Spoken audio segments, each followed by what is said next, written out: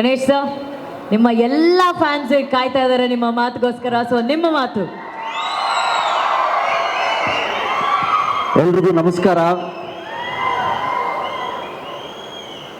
ನನಗೆ ಸ್ಟೇಜ್ ಮೇಲೆ ಬರೋಕ್ಕಿಂತ ಮುಂಚೆ ಒಬ್ಬರು ಪಾಪ ಬಂದು ಪ್ರೀತಿಯಿಂದ 2 ಚಾಕ್ಲೇಟ್ ಕೊಟ್ಬಿಟ್ಟು, ಅಣ್ಣ ಇದು ನಮ್ಮ ಚಾರಿತ್ರ್ಯನಿಗೆ ವಿಹಾನ್ಗೆ ಕೊಟ್ಬಿಡಿ ಅಂತ ಹೇಳಿದ್ರು. Thank you very much.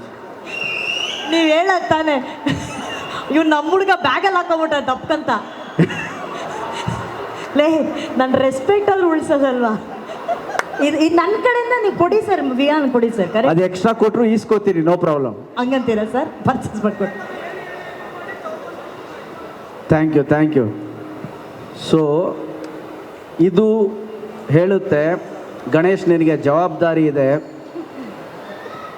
ಒಂದು ಫ್ಯಾಮಿಲಿ ಸಿನಿಮಾ ಮಾಡೋಂತಹ ಜವಾಬ್ದಾರಿ ಇದೆ ಅಂತ ತೋರಿಸುತ್ತೆ ಇದು. Thank you very much.